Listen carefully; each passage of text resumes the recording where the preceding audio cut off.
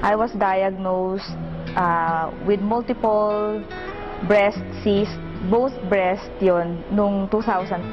At first, hindi ko naman alam na meron akong ganun eh. Meron akong bukol.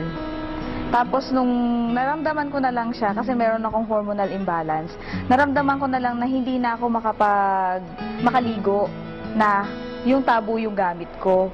Hindi ko na siya mabuhat, nahihirapan na ako magsuklay.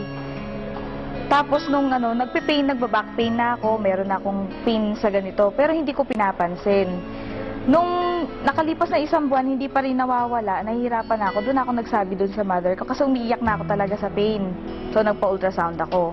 Na-find out doon sa first ultrasound ko na maliit lang yung bukol. Pero nagtataka yung mga doktor kung bakit daw nagpe-pain ako, ang liit-liit lang ng bukol. Na-find out namin na meron palang, multiple pala sa both breast, na ang dami-dami niya.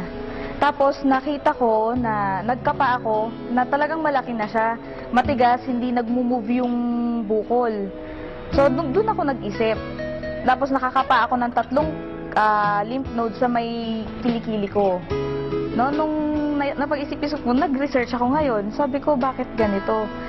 Yung nafe-feel ko, sabi ko, hindi nakatulad nung dati na mas lumala yung pain eh.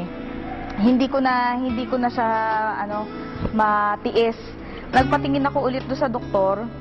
Sabi niya, nasa stage 1 to, sabi niya ganyan. So advice nila ipa-biopsy. Pa-biopsy ko para malaman nila kung yung talagang bukol na yon, yun lang talaga siya, kung iisa lang talaga siya. Tapos yung mga ibang bukol sa kabila na breast ko, kung malignant na rin. Sabi ko, natatakot ako. Siyempre, nag-work din ako sa hospital before. Sabi ko, ayoko magpa-biopsy.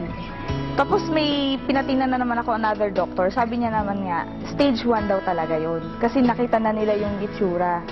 So, doon ako naniwala. Hindi na ako nagpa-undergo ng biopsy.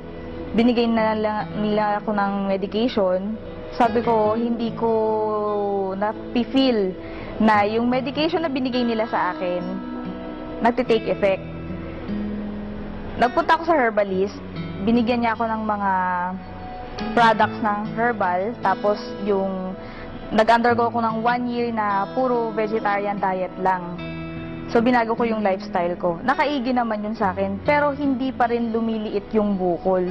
Nag-isip ako ngayon, sabi ko, ano kayang pwede kong gawin para totally mawala na siya? Kasi ang advice nga sa akin, i-remove eh. Siyempre, dalaga ako. Nakakaano naman yun, wala kang breast, kadalaga mong tao, di ba? Yun, frustrating sa, nakaka-depress, nakaka-frustrate. So, nung dumating sa time na nag-research na ako, nag-internet ako kung ano bang pwede kong kainin. So, ang dami ko nakita. Nandun yung mga gulay, mga fruits na ina-advise nga doon sa mga may mga breast cancer na yun ang talagang dapat nakainin. So sabi ko, hindi ko naman alam kung saan makakabili lahat nito. Yung broccoli, meron dito, di ba? Yung mga ibang fruits na nandoon sa internet, available dito pero hindi lahat meron. Doon ako nag-isip, sabi ko, paano ko makakain to lahat? At saka mahal-mahal niya.